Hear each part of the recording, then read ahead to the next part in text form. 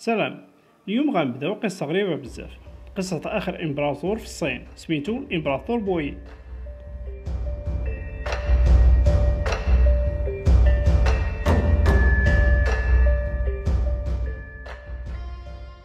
تخيل معايا واحد الطفل مازال ما كمل حتى 3 سنين مع عمرو، لبسوه تاج الإمبراطورية وقالوا ليه انت إمبراطور الصين وراه ب10,000 سنة. هكذا تولى بويي الحكم في الصين عام 1908 وهو مازال صغير بزاف، ما عارف حتى شنو واقع من موراه. البلاط الامبراطوري فين عاش بويي كان حاجه خياليه. عاش في قصر عظيم وسط بكين اللي تسميوه المدينه المحرمه. هاد المدينه ما جا اي واحد كان يمكن ليه يدخل ليها، فيها قصور وجنانات والاف الخدم والحراس. كان القانون فيها صارم، ممنوع حتى واحد يعيط على امبراطور بسميتو، وكل شي خاصو يسجد ليه ملي يقرب ليه.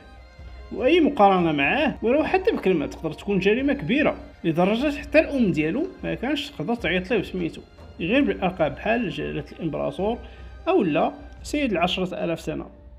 ولكن واخا التقديس كامل، الحقيقه ان بويي كان مجرد طفل محاصر وسط هذا البروتوكول. ما كيخرجش، ما كيقررش، ما كيعيش بحالو بحال باقي الناس. حتى الناس اللي معاه في القصر كانوا كلهم اما مخصيين ولا بنات او عيالات، وهو كان الذكر الوحيد اللي مسموح ليه يبات في القصر وتعيش تما حياته كامله.